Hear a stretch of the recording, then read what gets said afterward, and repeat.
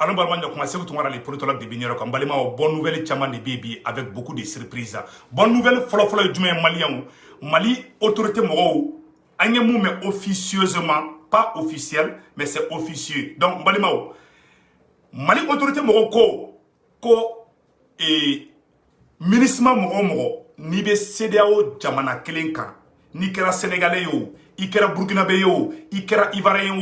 ka beta ka kasa kuru ka bɔ Mali kɔnɔ 72 heures tile saba de dilen bɛ MINUSMA sɔrɔsi o sɔrɔsi ke e de bɛ bɔ i ye Ivoirien de i bɛ bɔ fɛngɛ Ghana ou bien Nigeria ou bien Togo ou bien Sénégal k'a bɛɛ lajɛlen k'u ka kasa n'u ka kusu ka kuru ka bɔ Mali kɔnɔna na o de dilen b'a bɛɛ lajɛlen ma n balimaw an b'a fɔ o yɔrɔ la ko tare tare o ye bonne nouvelle fɔlɔ ye bonne nouvelle filanan fana ye jumɛn ye Président Assimi Goïta vient de rentrer dans l'histoire parce que comme il n'y a pas de cas que Dien Kono, ou de quel fleur président Assimi Goïta, ou y fin du meunier, Mbalimao, ou y Kaira Aula Kafo, président Assimi Goïta, Malien bébé a commencé à faire un cas président Assimi Goïta de Mebi, bébé président Assimi Goïta ko. Bonne nouvelle France Sabanaï, bonne nouvelle France Sabanaï du même Balimao, Mali autorité Moro ko. Comme ministre français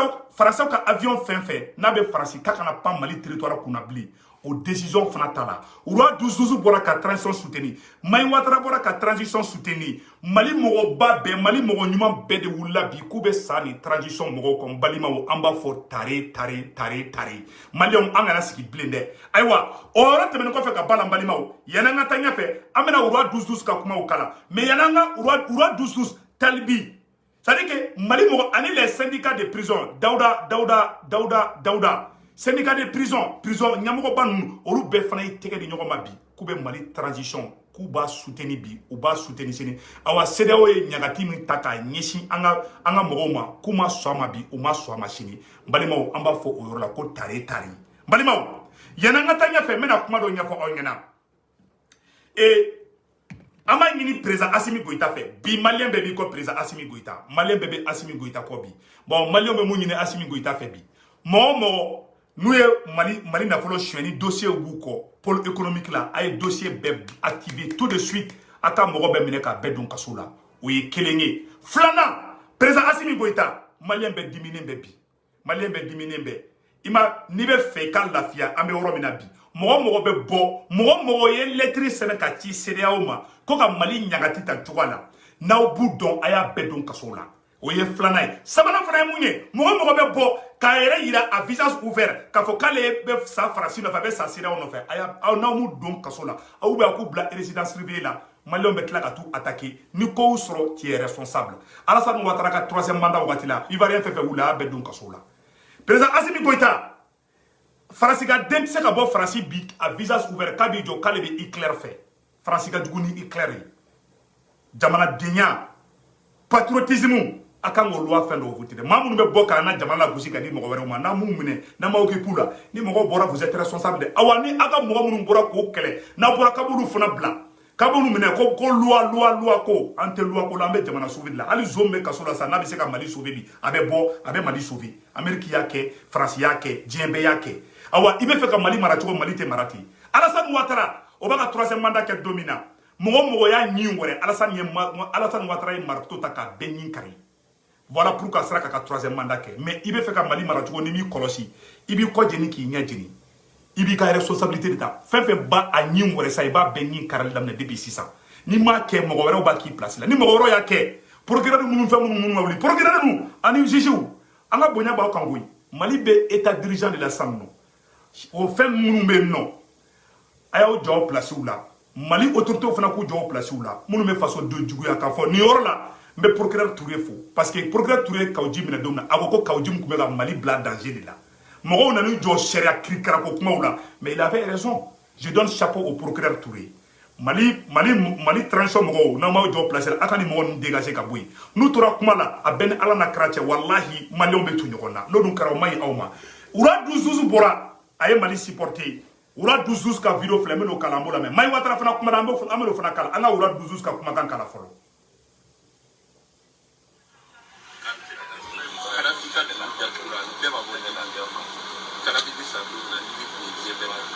c'était le seul pays qui termine encore mais il paraît qu'il y a un Asimi ka mugo nairi kila wa ke Saddam Hussein nairi kila wallahi nairi kila jaro ko mani aya ko awulila ya kala dabne on na ko te ko fe amadi ka ko no fe antaki Roi Douzouz ko Assimi koni recule la ku ye mun kɛ Saddam Hussein na u b'a k'i la n'u y'i kɛlɛ n'u dɛsɛra la u bɛ diya de ɲini i fɛ diya kɔnɔna na u b'i ka secret dɔn n'o kɛra u b'i kɛlɛ u ye Saddam Hussein kɛlɛ u ye Kadhafi fana k'o cogoya de la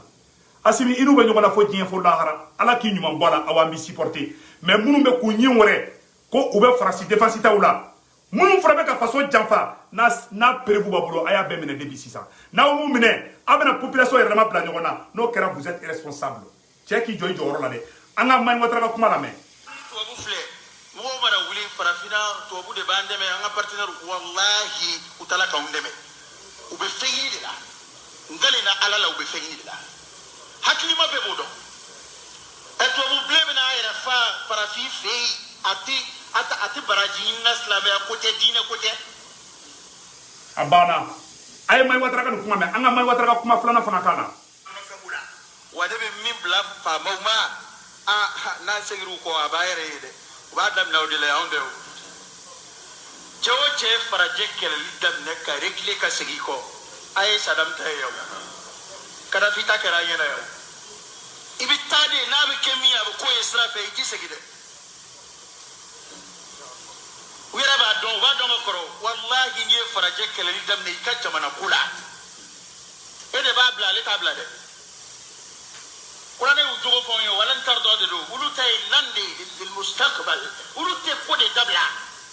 o de différence b'u ni farafin cɛ anw ka kɛlɛ tɛ taa yɔrɔ jan n'a y'a daminɛ dɔrɔn ko ni dɔrɔn parce que maa minnu bɛ video kɛ la k'an lasiran CEDEAO ɲɛ k'an lasiran faransi ɲɛ olu de bɛna olu ka baro wololen de filɛ filani na sa an y'a fɔ anw siranna min ye o ye nin de ye anw siranna min ye o ye nin de ye aw ye min kɛ Mali la yan faransi y'o k'a la aw yɛrɛ ye min dɔn ka yan maa dama min maa minnu bɛ fanda nɔfɛ kɛlɛ la yan u ye min k'anw na yan faransi yɛrɛ y'o k'an na a banna kuma bɛɛ filɛ nin ye Mani Ouattara ye kuma bɛɛ fɔ ka ban an bɛ conseil mun di président Assimi ma président Assimi yanni n ka bɔ video la an bɛ conseil mun di président Assimi ma président Assimi Mani Ouattara bɔra ka fɔ dɛ i ye faransi kɛlɛ n'i reculer la wallahi billahi olu tɛ reculer u tɛ sɛgɛn u tɛ ɲina u tɛ yafa fana ni makɔrɔ bɔra ni président wɛrɛ nana o bɛ Assimi kɛlɛ Assimi hali n'i kɔrɔla k'i si jɛ ni faransi y'a to i da i ka kuma ko ɲamaden tatɔ filɛ nin ye a bɛɛ ni ala na kɛra cɛ hali n'i si jɛra Assimi hali n'i sara hali i kaburu faransi tɛ yafa ma billahi faransi tɛ to yen wallahi n bɛ ka tiɲɛ de f'i ɲɛna ayiwa Bube Mayiga filɛ kaso la i bolo kana Bube Mayiga bila ka taa faransi dɛ n'i ye Bube Mayiga bɔ kaso la ka bila ka taa faransi ka sɛgɛrɛ fɛn bɛɛ bɛ Bube Mayiga bolo u b'a bɛɛ minɛ ka tila ka Bube éliminer minnu bɛ ka kule a ye Bube bila ka taa furakɛ faransi Bube i bɛ ka banabagatɔ de i bɛ ka taa yɛrɛ furakɛ faransi dɛ n'i taara faransi u bɛ kɛ u ka layila ye a bɛɛ ni ala cɛ Bube Mayiga bɛ Mali kɔnɔ ka fisa ka taara faransi ni jamana wɛrɛ don m'o fɔ dɛ mais ko Bube ka bila ka taa faransi k'a ka docteur bɛ faransi n'a taara n'u b'a faga ka daji tun kun cɛmancɛ la aw tɛ tubabu dɔn u bɛ Bube faga ka tila k'a fɔ ko Assimi d'a faga faransi y'a ka journalistes faga Kidali ka tila ko u ka intérêt nɔfɛ u b'al'u ka jamana kɔnɔdenw faga kafiriw de don u tɛ miiri u tɛ ala dɔn u t'a kira dɔn président Assimi Goïta i ka responsabilité ta faso dennaŋolo minnu bɛ wo ci la a bɛɛ minɛ a bɛɛ enfermé an bɛ yɔrɔ min na ko bi Alassane Ouattara wulila don min na k'a bɛ ka 3e mandat kɛ mɔgɔ wulila contre la a bɛɛ n'ala cɛ a y'a bɛɛ don kaso la Assimi u ye mun kɛ Charles Taylor la i m'a ye u ye mun kɛ Samuel Doe la i m'a ye u ye mun kɛ Kadhafi na i m'a ye u ye mun kɛ Saddam Hussein na i m'a ye billahi n'u y'i sɔrɔ bɛ fɛn k'i la mun ka jugu n'o ye ayiwa n'i bɛ fɛ ka Mali mara ko sariya de ko nɛgɛnɛgɛni fanga tɛ tila fɛn ye fanga tɛ nɛgɛnɛgɛni fɛn ye e de bɛ kuma ni maa min ta to i da la ni e ko tu ni min ko ko kala o bɛ taa fɔ yɔrɔ wɛrɛ ni min ko bananku o bɛ taa fɔ yɔrɔ wɛrɛ Assimi n'i ma dɔn o logique kɔnɔna na i fɛmɔgɔ bɛ commencer ka ba i ye parce que i fɛmɔgɔ bɛ na contrôle perdu mɔgɔ dɔ bɛ se ka bɔ Mali kɔnɔ cogo jumɛn k'ale ye français de ye k'ale bɛ sa faransi nɔfɛ k'ale ye français de ye ka sɔrɔ faransi de an ka dugu ci a perewu bɛ yen a fɛn bɛɛ bɛ yen o mɔgɔ kelen ka bɔ k'u bɛ faransi fɛ k'u bɛ sa faransi nɔfɛ ni e m'i écoupé u la wallahi billahi maliyɛn den wɛrɛw bɛ sɔrɔ minnu bɛ occupé u la ne ka laɲini tɛ ne tɛ ka appel à la violence kɛ mais n'a kɛra c'est toi les responsables ayiwa ni fɛmɔgɔ fɛn fɛn ye mɔgɔ dɔ kɛlɛ faso kɛlɛ la n'i y'a tigi don kaso la an bɛɛ b'i kɔ bila an b'a fɔ n k'i tɛ cɛ ye ne yɛrɛ fɔlɔ de bɛ bɔ n ko cɛ a ye bɔ Asimi kɔ ni ma kɛ ha a ka ɲi sa an b'o f'i ɲɛna dɛ to i place la u ka dossier minnu bɛ yen engrais ferlaté dossier bɛ yen an ka faso nafolo minnu sonyɛna o dossier bɛ yen a bɛɛ don kaso la depuis an bɛ yɔrɔ min na bi u ka taa kaso la ou bien u ka bila résidence surveillée la o ka ɲi olu ma o ka ɲi e Asimi ma mais Asimi ni ma ni mɔgɔw don kaso la ou bien ni m'u bila résidence surveillée la ni y'u to yen i bɛna fasoden damaw de bila ɲɔgɔn na awa n'u bilara ɲɔgɔn na tu es responsable ni mɔgɔ fagara a bɛ fɔ k'e de ye mɔgɔw bila ka taa mɔgɔw faga a bɛ fɔ k'i kanubaga dɔ de taara dɔ faga hali faransi karalen ka dɔ faga k'a fɔ k'e de nɔ don Asimi i bɛ ka siran fɛn mun ɲɛ i tɛ taa k'o dan bilahi ala ni min jɔ i ka responsabilité la bɛɛ bɛ commencer ka tigɛ i la hala tɛmɛ n b'o f'i ɲɛna bi dɛ procureur minnu bɛ yen nɔ ani juge ni avocat minnu bɛ yen u b'a dɔn mun bɛ yen n bɛ procureur Touré fo procureur Touré kaw ji minɛ don min na mɔgɔw m'a faamuya non loi de don amnistie b'a kan procureur Touré ko Mali de bɛ ka ci procureur Touré ye Mali défense de ta n bɛ procureur Touré fo a ye kaw ji minɛ don min na a y'a kɛ ka Mali de sauver a don mais mɔgɔw sɔrɔla sɔrɔsiw kɛrɛfɛ CNT kɔnɔna na minnu bɔra ka procureur Touré kɛlɛ mais ala ma tiɲɛ bange bi yan hali zon min bɛ kaso la n'a bɛ se ka Mali défend aw b'a bɔ kaso la a bɛ Mali défend bi Mali mɔgɔw b'a den bɛɛ la an bɛ yɔrɔ min na bi an bɛ union kɛ an bɛ fɛ bɛɛ ka fara ɲɔgɔn kan mais bɛɛ tɛ fara ɲɔgɔn kan mɔgɔ dɔ bɛ ka WG kɛ a ka loi kura dɔ voté CNT la a bɛɛ ni ala cɛ mɔgɔ mɔgɔ bɛ bɔ k'i bɛ Mali ta k'a di Faransi ma k'i bɛ Mali la gosi fasoden juguya a bɛɛ ni ala na kira cɛ n'an ma a loi bɔ k'u don kaso la Asimi guerre civile bɛ wuli maliyɛnw yɛrɛ ma ni ɲɔgɔn cɛ n'u ma marifa mun y'a to dɔgɔnɔw ye marifa ta mun y'a to filaw ye marifa ta parce que an balima sema mɔgɔw de ye marifa ta fɔlɔ a diyara olu bolo o kɔfɛ mɔgɔ wɛrɛw ye marifa ta n'i ye injustice kɛ mɔgɔw b'u yɛrɛ défendre n'i y'a ye siya caman bɛ marifa ta bi an ɲɛ bɛ filaw ye marifa ta an ɲɛ bɛ dɔgɔnɔw ye marifa ta mun nana n'o ye parce que gouvernement min jɔ a jɔyɔrɔ la depuis don min na rebellion ye marifa ta ni gouvernement kun y'i jɔ a cɛ jɔyɔrɔ la o ka ban filaw kun tɛ marifa ta dɔgɔnɔw kun tɛ marifa ta aw b'aw tilen fali kɔ la bi n'aw t'aw tilen a y'aw tilen n'aw t'aw tilen fana aw k'aw tilen bilahi hadamaden i ye wara de ta k'u ma Asimi wara ku de b'i bolo i y'a bila kara a y'i bila fana kara i ye wara de ta k'u ma awa wara ku de b'i bolo koyi wara ku o ye Faransi de awa CEDEAO bɛ Faransi de ka baara la ayiwa Asimi n'i ma wuli k'i jɔ a bɛɛ ni ala cɛ u b'i i ka jamana kɔnɔdenw yɛrɛma bila ɲɔgɔn na e ka fasabaga n'o taara ka taa mɔgɔ dɔ kɛlɛ ni procureur y'o minɛ k'o don kaso la an bɛɛ bɛ dimi kɔrɔ an b'a fɔ n k'i t'i place la an bɛ anarchie de la an bɛ la loi du plus fort de la awa an bɛ sɔrɔsi fanga de la awa Asimi i kan ka nin loi bɛɛ bɔ yen e de b'i imposer e Asimi de e de ye juge ye e de ye procureur ye e Asimi de ye juge ye bi e de ye procureur ye bi ni mɔgɔ min t'a to ye Asimi ta la o ka bɔ Mali kɔnɔ ni ma baara kɛ o kan Thomas Sankara o y'i ban ka baara kɔ kan o ye Thomas Sankara faga Modibo Keita ye nɛgɛnɛgɛnni kɛ o y'o faga Jerry Rawlings Ghana président o ko i b'a to ale ta la ou bien i bɛ bɔ Ghana président minnu y'o yɛrɛ président minnu kɛra juge ye président minnu kɛra procureur ye président minnu y'u ka jamana ta k'a da u disi la olu de b'a fɔ n'i ma sɔn i bɛ bɔ jamana kɔnɔ a bɛ fɔ de ma ko cɛfarin a bɛ fɔ de ma ko président ayiwa n'i m'a kɛ u b'a dafiri da la fana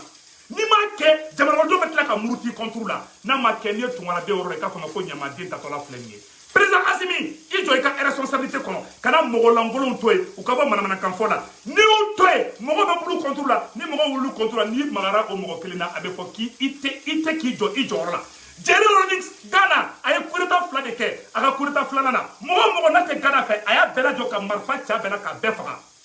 Faransɛw y'u ka dugu fɛn fɛn libéré e ka Faransi ka den dɔ ɲininka Faransi ka duwoloden mɔden n'a bɔra bi ka Hitler tɔgɔ fɔ ka Hitler photo yira Hitler mun ye Faransi minɛ ka Faransi lebu ka Faransi lagosi ni Faransi ka den fɛn fɛn bɔra k'a bɛ Hitler supporter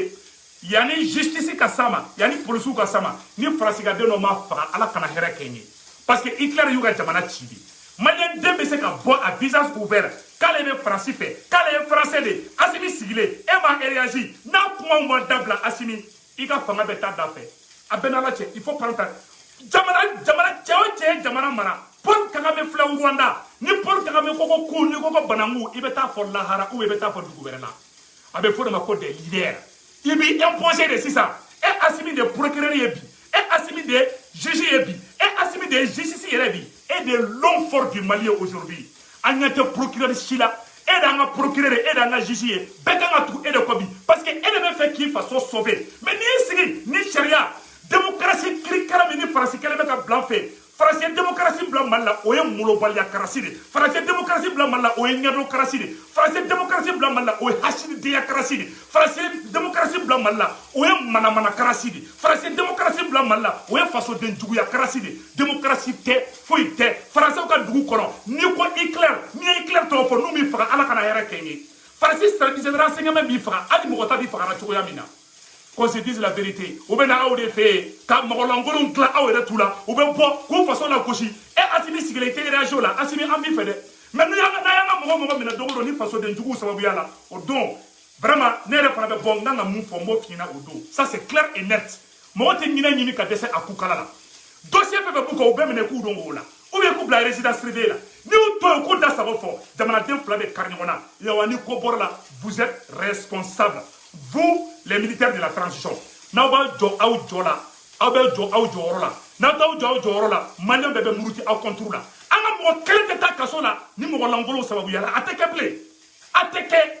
an ɲɛ tɛ procureur la an ka procureur ye Assimi de ye an ka juge ye Assimi de ye e de ye fanga dafiri e ye sɔrɔsi fanga de ye élection ma kɛ k'i sigi i nana de i y'a ta fanga de la n'i tɛ fanga fana kɛ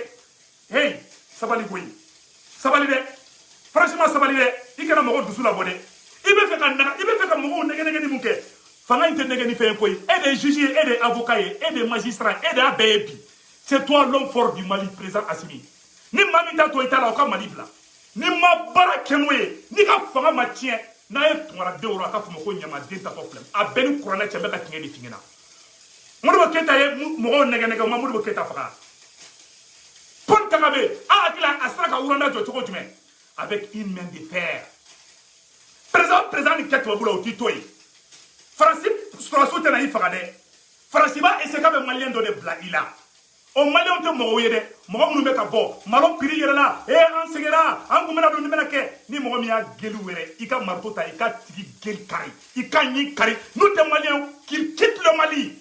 awa n'i m'a kɛ maliyɛnw b'a kɛ ni maliyɛnw y'a kɛ ni magara mɔgɔ min na an bɛ bɔ an bɛ kɛlɛ an bɛ e wuli e Assimi yɛrɛ contre la n'a ma kɛ Ala kana hɛrɛ kɛ n ye cɛ i tɛ se ka jamana mara ni siranya ye koyi siranya de banna pewu e de cɛ ye e de procureur ye e de juge ye an bɛɛ ɲɛ bɛ e de la bi an ɲɛ tɛ nin procureur in si la bilen e de ye procureur ye bi c'est toi Mali bɛ état d'urgence la bi tout doit se passer par toi Assimi i kana liberté di mɔgɔ si ma i ka ministre si kana to a ka sago kɛ Mali justice a fait a constitution a bɛɛ suspend e Assimi de constitution ye bi e de l'homme fort du Mali ye bi e de kan ka bɔ bi ka déclaration kɛ awa bɔ i ka discours fana kɛ dɛ an bɛ k'i bilasira a bɛ ɲɛ cogo min na mais n'i ko k'e b'i sigi non sariya bɛ ta i bɛ nettoyage de kɛ fɔlɔ président Kurita ka a bɛɛ nettoyage de kɛ nettoyage tɛ dɔwɛrɛ fasoden jugu ka bɛɛ bɔ yen dɔw bɛ éliminer n m'a fɔ i ka mɔgɔ faga dɛ mais i yɛrɛ b'a dɔn i kan ka mun kɛ i k'u don kaso la u k'u nɛ minɛ a banna c'est tout Paul Kagame fagali mun kɛ a ka bon hakili ma Jerry Rawlings a ye avion de ta ka Ghana bombardement da Ghana k'a ka bon hakili ma Ghanaiens bɛ sa nɔfɛ mais a ye fagali mun kɛ maa si ma kɛ Ghana dans l'histoire Jerry Rawlings ye politicien mun faga Ghana a y'a bɛɛ faga ko nafa tɛ nin na Jerry Rawlings de Ghana kelen n'i y'a ye Ghana jɔra bi parce qu'il y avait une main de fer parce qu'il y avait un homme fort n'i y'a ye Rwanda jɔra bi parce qu'il y avait un homme fort bi e de juge ye bi e de magistrat ye kana o pouvoir di mɔgɔ si ma bilen mɔgɔ ka na k'u bɛna fɛn dɔw kɛ bi état d'urgence bɛɛ Mali constitution a bɛɛ ci an bɛ yɔrɔ min na ko bi juge tɛ avocat tɛ sɔrɔsiw de juge ye sɔrɔsiw de avocat ye sɔrɔsiw de magistrat ye n'i b'a to sɔrɔsiw ta la qu'on les prenne qu'on les met en prison un point deux traits procureur si kɛra wari bilen k'a ta karisa minɛ aw yɛrɛ b'u minɛ aw de juge ye aw de fɛn bɛɛ et vous êtes là pour sauver le Mali n'a y'aw sigi billahi mɔgɔ caman b'aw kɛrɛfɛ mɔgɔ caman t'aw fɛ mɔgɔ caman bɛ k'aw ka fanga saboter de aw bɛ fɛ fanga in ka ɲa de o tɛmɛnen kɔfɛ Mayi Watara ye mun fɔ n bɛ sigi ka Mayi Watara ka video kala a ye video a y'a partager diɲɛ bɛɛ ka sɔrɔ a y'a lajɛ Mayi Watara bɛ ka ladilikan mun fɔ yan nɔ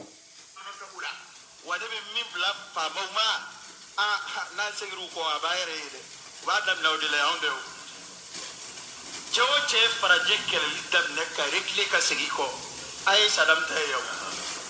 Kadafi ta kɛra an ɲɛna yan i bɛ taa de n'a bɛ kɛ min a bɛ k'o ye sira fɛ i tɛ segin dɛ u yɛrɛ b'a dɔn u b'a dɔn ka kɔrɔ walahi n'i ye farajɛ kɛlɛli daminɛ i ka jamana ko la e de b'a bila ale t'a bila dɛ kuranɛ y'u jogo fɔ n ye wala n t'a dɔn de don olu ta ye lan de ye mustaqbal olu tɛ ko de n'i ye faransɛ kɛlɛli daminɛ e bɛ sɛgɛn ale tɛ sɛgɛn e bɛ ɲina ale tɛ ɲina a bɛɛ ni ala na kira cɛ n bɛ ka tiɲɛ de f'i ɲɛna c'est-à-dire ne tɛ mɔgɔ contre la moi je ne vois que le Mali mais Assimi Goïta an b'i kɔ mais tulonkɛ banna pewu Mali constitution ci an bɛ yɔrɔ min na ko bi Mali constitution ci i ka e de ka kɛ chef suprême ye bɛɛ ka tugu e kɔ ni mɔgɔ min tɛ tugu kɔ ka taga n'i ma baara kɛ n'o logique ye Jerry Rawlings o ye Ghana jɔn n'o de ye De Gaulle ye Faransi jɔ n'o de ye De Gaulle nana don min na ka bɔ Angleterre mɔgɔ ye Faransi janfa ka tugu Allemagne kɔ o y'a bɛɛ jɔ ka bɛɛ jɔ Faransi sugu b'a la k'a bɛɛ faga a bɛɛ kɛra an m'a fɔ i ka mɔgɔ faga dɛ mais qu'ils ferment leur bouche qu'ils ferment leur gueule ou bien k'u minɛ k'u don kaso la n'i ma kɛ i bɛna criminel de caya Bamakɔ kɔnɔ na n bɛ ka tiɲɛ de f'i ɲɛna moi je suis contre la violence mais e de Assimi de bɛna to maliyɛnw bɛna ɲɔgɔn faga awa ni maliyɛnw ɲɔgɔn faga n'i wulila k'an bɛ taga i ɲɛ t'a la u bɛ pangapuruti la an bɛ taa plainte don karisa contre la a justice o a fɛn bɛɛ o a bɛɛ ye Assimi de ye bi ni mɔgɔ min t'a to Mali la e bɛ Mali ko de la bi an tɛ Assimi ko kɛra mais ni mɔgɔ min tɛ to e kɔ Mali constitution a ci a b'a yɔrɔ na bi a pouvoir b'i ye bi constitution ci ka bɔ yen i ka sɔrɔsi fanga de bɛ yen ko de exécuter e de juge ye e de avocat e de procureur ye ni mɔgɔ min t'a to i ta la ka bɔ Paul Kagame y'o de kɛ Alassane Ouattara ye mun k'a ka opposant na Alassane Ouattara ko k'a bɛ 3e mandat kɛ o wulila dɔrɔn Alassane Ouattara y'a bɛɛ don kaso la i bɛ jamana mara ni jamana tɛ mara ni nɛgɛnni ye dɛ ninnu tɛ caressé dɛ ninnu tɛ nɛgɛn dɛ awa hɔrɔnya kuma jumɛn bɛ e ma mun fɔ ninnu ɲɛna nɛgɛnni jumɛn bɛ e ma mun da ninnu kan i y'u nɛgɛn i y'u bisimila ye i y'u reçoit palais la o bɛɛ la u ko k'u tɛ to yen a dennankolo dɔw fana bɔlen bɛ non an tɛ sogɛli fɛ an bɛ Assimi ko la a mɔgɔ bɛ manamanakan fɔ transition mɔgɔ kelen ma qu'ils ferment leur gueule ou bien k'u minɛ k'u don kaso la mɔgɔ bɛ manamanakan fɔ la a bɛɛ minɛ k'a bɛɛ don kaso la n bɛ ka tiɲɛ de f'i ɲɛna koyi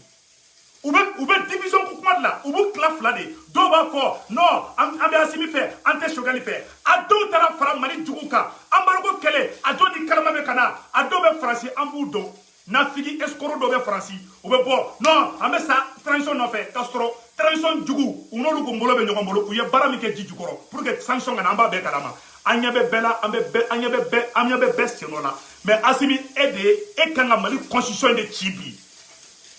justice tɛ yen foyi tɛ yen justice ye sɔrɔsiw de ye kaso sɔrɔsiw de a bɛɛ sɔrɔsiw de ye sɔrɔsi bila fan bɛɛ n'i ma kɛ ten bilahi u b'i ka fanga tiɲɛ n bɛ ka tiɲɛ de f'i ɲɛna bi u b'i ka fanga tiɲɛ cogo jumɛn u bɛ mɔgɔw la futinɛ i ye Mayi Watara dimine ne ma deli ka depuis ala ka ne da ne ma Mayi Watara dimine tan cogoya la depuis ala ka ne da ne ma deli ka Mayi Watara dimine jusqu'à ce point parce que e b'i faso fɛ mɔgɔ dɔ bɛ ka manamanakan fɔ i faso ma a tɛ bɛn i ma quoi donc an b'o de fɔ président Assimi Goïta ɲɛna ala ka hɛrɛ kɛ bɛɛ lajɛlen ye i k'i jɔ i jɔyɔrɔ la i kana reculer jamana tɛ jɔ ni hinana ye jamana tɛ jɔ ni kareseli ye an bɛ yɔrɔ min na an bɛ état d'urgence de la i ka état d'urgence créer minnu bɛ manamanakan fɔ la u ka dabila Jerry Rawlings ma sɔn manamana ko ka kala dɛ Alassane Ouattara ka 3e mandat kɛ parce que a y'i jɔ a jɔyɔrɔ de la Alassane Ouattara ne tɛ k'a supporter dɛ mais bilahi a ye cɛya de kɛ Côte d'Ivoire opposant bɛ wulila Alassane Ouattara contre a kelen contre tous a y'a bɛɛ minɛ k'a bɛɛ fili kaso la o wulila droit de l'homme a don ta bɔ ta a ko k'a ka sara tɛ tubabuw ka droit de l'homme na ale Alassane Ouattara k'i sigi k'a ka fanga tiɲɛ a banna a bɛɛ filɛ donc an bɛ mun ɲɛfɔ bɛɛ lajɛlen ɲɛna an bɛ mun ɲɛfɔ président Assimi ɲɛna wuli k'i jɔ i jɔyɔrɔ la walahi n bɛ nin yɔrɔ fɔ n bɛ segin a kan maa si tɛ jamana mara ni kareseli ye Amérique ma mara ni kareseli ye Faransi ma mara n'a ye ni jamana bɛɛ crime baw kɛ ka tɛmɛ ni jamana bɛɛ y'u ka juguw de faga u ye fasoden jugu de faga Amérique o de to Amérique yɛlɛla sanfɛ u ye fasoden jugu de faga Faransi o de to Faransi yɛlɛla sanfɛ mais olu bɛ u ka fasoden jugu faga mais olu bɛ fɛ aw ka fasoden jugu to yen olu bɛ taa marifa di mɔgɔ dɔw ma ka mɔgɔ dɔw pousser dɔw contre la donc an bɛ mun ɲɛfɔ bɛɛ lajɛlen ɲɛna u bɛ marifa di dɔw ma u b'a fɔ ko démocratie liberté d'expression Amérique y'a bɔ i k'a fɔ ko bɔ i ka Ben Laden supporter Amérique yan Américain den tɛ se ka bɔ bi k'i jɔ k'ale bɛ Ben Laden fɛ n'i y'a kɛ n'u m'i faga ala kana hɛrɛ kɛ n ye an b'o fɔ bɛɛ lajɛlen ɲɛna donc liberté d'expression bɛ yen morobaliya expression bɛ yen nɔ dangadenya expression fana bɛ yen an ka sigi mɔgɔ ka n'i sigi an kunkolo kan bilen o de banna koyi donc jamana bɛ yɔrɔ min na bɛɛ futinɛlen bɛ an tɛ se ka sigi ka dɔw ka manamana kow lajɛ bilen k'an ka ɲɛ to a kan bilen mais Asimi ni min kɔlɔsi i bɛ bɛɛ la énervé a bɛɛ nana cɛ i bɛ ka bɛɛ la énervé mɔgɔw futinɛ bɛ ka bɔ pour que mɔgɔw dusu ka da mɔgɔw ka da e fana la il faut réagir là où nous sommes n'i ma réagir mɔgɔ bɛ réagir ni mɔgɔ réagir n'i sera mɔgɔ min fana ma an bɛɛ bɛ b'i contre la an bɛɛ b'a fɔ ko tu n'es pas là pour le Mali an bɛ jitoya de kan wa n'an ye jitoya y'i la fana an b'i bila fana Faransi bɛ k'o de ɲini u b'i bagabaga kana se karisa ma ni i ma so ma i kɛrɛfɛmɔgɔw bɛ taga so ma n'o sera o ma i bɛ tila k'a fɔ ko sariya ko an tɛ sariya ko la dɛ an bɛ sɔrɔsi fanga de la e de procureur ye e de juge ye e de kan ka ko bɛɛ kɛ bi i ka Mali constitution ka fɛn kirikara bɛɛ ci ka bɔ yen nin fɛn kirikara de 40 ans a ma nafa foyi ɲɛ Mali ye aw de bɛ wuli sa ka jamana redresser sisan aw de bɛ sɔrɔsiw bila côté bɛɛ la sisan sɔrɔsiw de bɛ jamana redresser an bɛ yɔrɔ min na ko bi awa ni m'o kɛ vraiment ne ɲɛ t'i la dɛ mais ala ka fanga ɲɛ i bolo an bɛɛ bɛ fɛ ala ka fanga ala ka barika don a la on est de cœur avec vous monsieur le président bravo ko à partir d'aujourd'hui ko ministre sɔrɔsi fɛn fɛn bɛ Mali kɔnɔ k'a si kana k'u bɛɛ ka taga ka bɔ Mali kɔnɔ bravo au président Asimi mais kɛnɛma jugu ni marifa kisɛ tan b'i bolo i bɛ 9 ci sokɔnɔ jugu de la ka 1 ci kɛnɛma jugu la n b'o fɔ ka bɔ kuma la